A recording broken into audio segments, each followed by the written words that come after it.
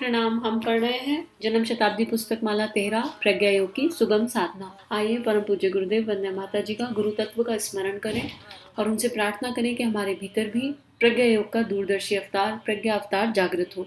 ओम भूर्भुवः स्वः तत्सवितुर्वरेण्यं भर्गो देवस्य धीमहि धियो यो नः प्रचोदयात्।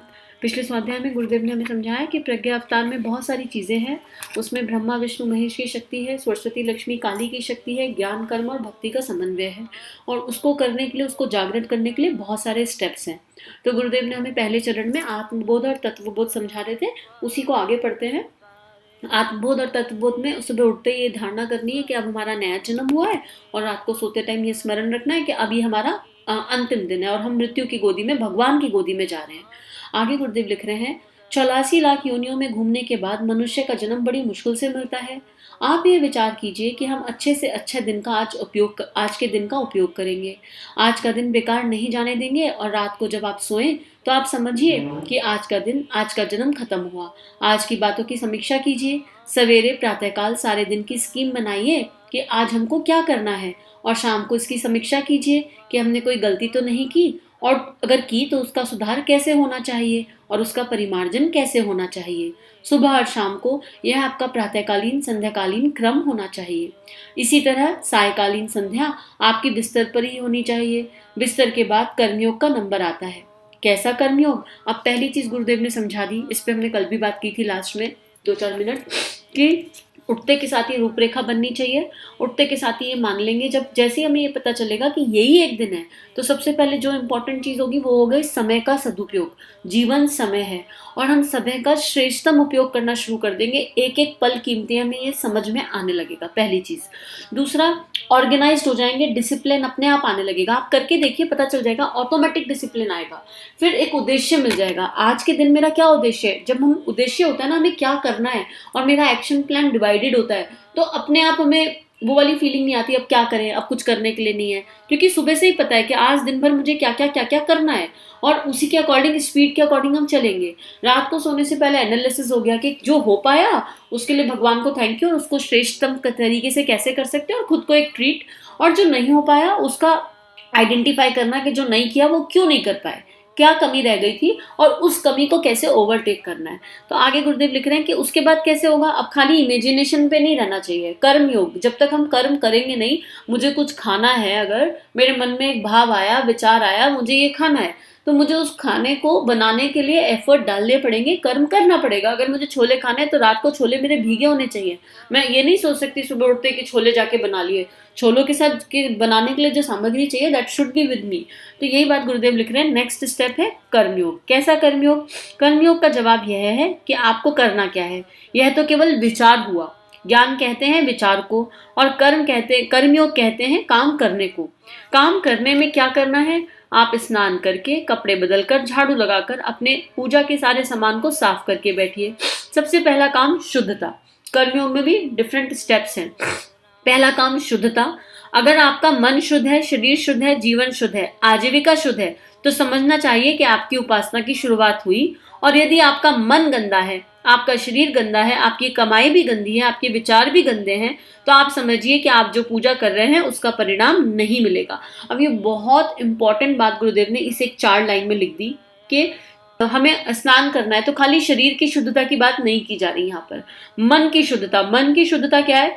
मेरे मन में किसी के लिए कोई लोअर इमोशन, कोई नेगेटिव फीलिंग नहीं होनी चाहिए। मेरे मन में अपने लिए कोई नेगेटिव फीलिंग नहीं होनी चाहिए। अपने लिए गिल्ट इतना हो जो मेरी शक्ति बन जाए। और सबके लिए केवल करुणा, प्रेम, संवेदना का भाव होना चाहिए।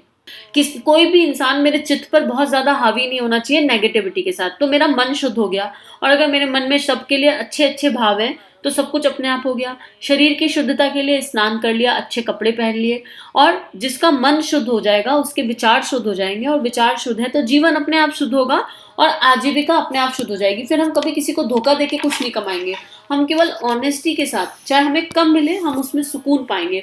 तो गुरुदेव कह रहे हैं पूरी जीवन साधना है ये एक्चुअली। तो अगर हम ये सब चीजें नहीं कर रहे हैं, मतलब मान लीजिए हम रोज नहा धो के 3 बजे उठ के 27 माला, 40 माला, 100 माला कर रहे हैं, लेकिन उसके बाद जो है दिन भर में कभी किसी को गाली दे दी, कभी किसी पे गुस्सा कर दिया, कभी ईर्ष्या कर ली, कभी कंपैरिजन कर लिया, कभी अहंकार में डूब गए, कभी अपने रुतबे में डूब गए, तो फिर सुबह की वो माला व्यर्थ है। तो गुरुदेव यही कह रहे हैं यहाँ पर कि हमारा मन, शरीर शुद्ध होना, आजीविका का शुद्ध होना, ये सबसे पहला काम है। अगर ये नहीं है तो आप जो मर्जी कर लो, कितना मर्जी कर्मकांड कर लो, उसका कोई लाभ नहीं होगा। और इन सबसे विचारों की शुद्धता, जहां भाव शुद्ध होंगे वहां विचार अपने आप शुद्ध होने लगेंगे। अब गुरुदेव आगे लिख रहे हैं, इसलिए शुद्धता पहला काम है। शुद्धता के लिए कुछ विधियां बताई गई हैं। कौन कौन सी विधियां? वो है पवित्रीकरण, आचमन, प्राणायाम, न्यास। अब ये हमें रिमाइंडर के जैसे हैं। जब आप यज्ञ करते हैं, जिन लोगों को कर्मकांड का स्तर पता है, जिन लोगों ने कभी यज्ञ या नैनो यज्ञ किया है, तो उसमें स्टेप आते हैं पवित्रीकरण। तो उसमें हम साधनों को पवित्र करते हैं, खुद की वाणी को पवित्र करते हैं, आचमनी से पवित्र करते हैं, ठीक है। तो वो ये हमें स्मरण दिलाने के लिए कि क्या हम हर लेवल पे पवित्र हैं। आचमन में 3 आचमन लेते हैं, तो वो 3 आचमन ये है कि हम मन, वचन, कर्म से पवित्र हो जाएं। 3 बार जल ग्रहण करना है। प्राणायाम मतलब प्राणायाम करते हैं, न्यास करते हैं, ये सब हमने किताबों में पढ़ा होगा।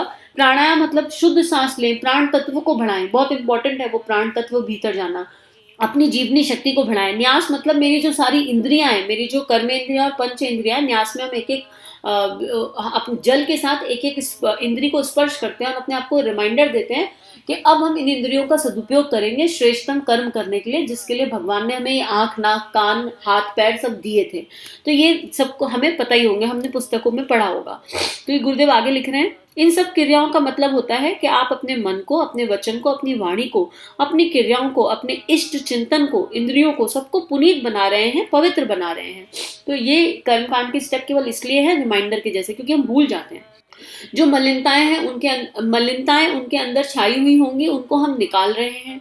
न्यास का अर्थ यही होता है कि हमारी जो इंद्रियां हैं पांचों, इनका उपयोग हम ठीक तरीके से करेंगे, अच्छे कर्म करेंगे, गलत या गंदे रूप में नहीं करेंगे। प्राणायाम का अर्थ होता है जो सांस हम लेंगे तो हमारी हर सांस इस तरीके से चलेगी कि इसमें कोई कमी और खामी ना हो। इसी तरीके से आप सारे शरीर के ऊपर जल छिड़कते हैं, 3 बार आचमन करते हैं, उसका भी अर्थ यही है कि हमारे मन, वचन और कर्म तीनों ही स्वस्थ बनेंगे। इसके लिए सबसे पहले उपासना की आवश्यकता होगी। इसके बाद में आपको देव पूजन करना पड़ेगा। देव पूजन किसका? भगवान का। अब कितने स्टेप हो गए हमें समझ लेना चाहिए। पहला स्टेप था आत्मबोध और तत्वबोध, सुबह उठना और रात को सोना। दूसरा स्टेप है कर्मयोग। कर्मयोग के अंदर क्या आ गया? कर्मयोग के अंदर शुद्धता आ गई। किसकी शुद्धता आ गई? मन की शुद्धता, विचार की शुद्धता, भावनाओं की शुद्धता, आजीविका की शुद्धता। और उसमें पवित्रीकरण, उसमें ये 6 स्टेप आ गए। पवित्रीकरण आ गया, आचमन आ गया, प्राणायाम आ गया, न्यास आ गया। और इसका पूरा तत्व दर्शन भी गुरुदेव ने हमें शॉर्ट में समझा दिया। और ये हो गया मेरा उपासना का पहला स्टेप। उसके बाद है देव पूजन। देव पूजन भगवान का। भगवान तो निराकार है, मगर पूजा के समय आपको उनको साकार बनाया जाता है। क्यों साकार बनाया जाता है? क्योंकि निराकार तक चेतना भी पहुंची कहाँ, और साकार में हमें, अभी राम जी हैं तो राम जी के गुण मेरे सामने आ गए ना, राम जी का जीवन मेरे सामने आ गया। अगर हम कृष्ण की पूजा करते हैं तो कृष्ण जी का जीवन हमारे सामने आ जाता है। दुर्गा की पूजा करते हैं तो उनकी शक्तियां हमें समझ में आने लगती है, उन्होंने किस तरह का जीवन जिया। हनुमान जी की पूजा कर रहे हैं तो वो शक्तियां हमें समझ में आती हैं कि हमें ऐसा बनना है, एक उद्देश्य, एक लक्ष्य सामने होता है। तो हमने आदि शक्ति माँ गायत्री का चित्र लगाया और हमने समझ लिया है कि गायत्री में सारी शक्ति है। पहले ही स्वाध्याय में गुरुदेव ने बताया कि गायत्री अर्थात त्रिपदा, गायत्री अर्थात ज्ञान, कर्म और भक्ति का समन्वय, अर्थात ब्रह्मा, विष्णु, महेश का समन्वय, अर्थात सरस्वती, लक्ष्मी, काली का समन्वय। तो हमने माँ गायत्री का चित्र लगाया, कोई मूर्ति रखी। कोई मूर्ति तो रखनी है। अगर प्रतीक पूजा नहीं करेंगे तो हमको, अभी हम उस स्टेट पर नहीं है, तो बिना प्रतीक पूजा की पूजा नहीं हो सकती। प्रतीक पूजा होना आवश्यक है। भगवान निराकार है तो साकार भी है। आपने हमें शरीर में देखा है तो हम यह शरीर थोड़े ना है, हम तो जीवात्मा है। आप उसको किसको दिखाएंगे? नहीं दिखाएंगे आपको, वह तो निराकार है। गायत्री माता की मूर्ति या चित्र जो भी आपने सामने रखा हो, उसके सामने 5 चीजों से पूजन किया जाता है। वो 5 चीजें क्या हैं? वैसे चीजें 16 हैं। जल 1, अक्षत 2, धूप या सुगंध 3, पुष्प 4, मीठा या प्रसाद 5। वे क्यों? उनको फूलों की जरूरत क्यों पड़ गई? भगवान को जरूरत नहीं पड़ गई। ये आपको स्मरण दिलाया जाता है कि भगवान द्वारा आपकी पूजा तब सार्थक मानी जाएगी जब आप इन 5 चीजों को प्रतीक मानकर कि अपने जीवन को उसी तरीके का बनाएं। जल सरस होता है, प्रवाही होता है। अब गुरुदेव इन 5 चीजों का मीनिंग बता रहे हैं कि जल मतलब जल के सारे गुण हमारे अंदर प्रवाहित होने लगे। जल अपना रास्ता निकाल लेता है बिना किसी से उलझे, और जिस पात्र में डालो उसकी शेप ले लेता है। फ्लेक्सिबिलिटी होती है जल में।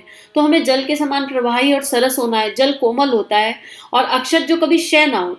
अक्षत का मतलब है आप जो कमाते हैं, और अक्षत का मतलब अंशदान है। आप जो कमाते हैं उसमें से एक अंश भगवान के लिए लगाइए। धूप, आप चाहे धूप जलाएं, चाहे अगरबत्ती जलाएं, चाहे दीपक जलाएं, चाहे कुछ भी जलाएं, सुगंध जलाएं, तो आपका जीवन चंदन के तरीके से सुगंध फैलाने वाला हो। जब हम दीपक जगा रहे हैं तो दीपक जब जगता है तो प्रकाश होता है, तो हमारे ऑरा में से, हमारे एनर्जी में से वो प्रकाश रेडिएट होना चाहिए, और हमारा जीवन भी ऐसा ही होना चाहिए, प्रकाश फैलाने वाला। उसके बाद फूल कोमल होता है, सुंदर होता है। आपका जीवन भी कोमल और सुंदर होना चाहिए, सुगंध फैलाने वाला होना चाहिए, और इस तरह कोमल होना चाहिए कि आपका जीवन भगवान के चरणों पर चढ़ने लायक हो जाए। याचक की सार्थकता इसी में है कि वह भगवान के चरणों पर चढ़े, गले पे पड़े। आपका जीवन ऐसा होना चाहिए जिसमें मिठास हो, मीठा हो, क्योंकि लास्ट में मीठा चढ़ा रहे ना 5 प्रसाद में, तो हमारी वाणी मीठी हो। हमारे पास कोई बैठे तो उसको ऐसा एहसास हो, उनकी आत्मा को, उनकी संवेदनाओं को हम स्पर्श कर सके, ऐसा हमारा चिंतन हो, चरित्र हो, वाणी हो। तो ये सब चीजें रिमाइंडर है। भगवान कोई मीठी चीज नहीं खाएंगे, भगवान को नमकीन नहीं खिलाते। इसका अर्थ यही है कि हमारी वाणी, आपका व्यवहार ऐसा हो जिसमें मिठास भरी हो। जब आप किसी से बातचीत करें तो उसमें मिठास भरी हो। ये बड़ा अच्छा लगता है जब गुरुदेव पहले कुछ बुलवा देते हैं और फिर वही लिखा हुआ मिलता है। जब आप कोई व्यवहार करें तो ऐसा व्यवहार करें जिसमें मिठास भरी हो। इस तरीके से देव पूजन में 5 चीजों का मतलब यह होता है कि हम स्वयं शिक्षा ग्रहण करें उनसे। ऐसा नहीं कि भगवान को इनकी आवश्यकता है। धूप बत्ती आप जलाएंगे नहीं तो भगवान के लिए कोई मुश्किल आएगी। दीपक आप नहीं जलाएंगे तो भगवान को दिखाई नहीं पड़ेगा। इसका ये मतलब नहीं है। भगवान के लिए नहीं, बल्कि अपनी याददाश्त को सही करने के लिए और अपनी जीवन क्रिया के माप तौल करने के लिए, उसका मापदंड रखने के लिए ये क्रम लिखे गए हैं। तो गुरुदेव बहुत सुंदर तरीके से हमें कर्मकांड के पीछे का तत्व दर्शन समझा रहे हैं यहाँ पे। आशा है हम जब कर्मकांड के स्तर पर जाएंगे, जब भी हम अपनी उपासना करेंगे, उपासना में आचमन करेंगे, न्यास करेंगे, प्राणायाम करेंगे, जब हम देव पूजन करेंगे तो हम इन सब चीज़ों का स्मरण रखेंगे और 1 सेकंड का पॉज लेके अपने आप से पूछेंगे कि जो हम चढ़ा रहे हैं, जो हम कर रहे हैं, वो हमारे जीवन में आया या नहीं। और एक पेन पेपर लेके बैठेंगे। अगर लग रहा है कि हमारे जीवन में नहीं आया तो अपने आप से पूछेंगे क्यों नहीं आया, क्या कमी रह गई, अगले स्टेप पर इसको लाने के लिए क्या करना है। इतना अगर हम कर ले नियमित रूप से तो हमारा जीवन अपने आप ऊपर की ओर बढ़ता रहेगा। श्रेष्ठता अपने आप भीतर जन्म लेती रहेगी। और मंत्र की शक्ति का तो प्रभाव है। ये सारे काम हम जब करते हैं तो हम एक मंत्र बोलते हैं। मंत्र की शक्ति का अनन्य प्रभाव है। तो आज के लिए इतना ही स्वाध्याय। हम सभी का जीवन गुरु तत्व के सूक्ष्म संरक्षण में मंगलमय है। सभी को प्रणाम।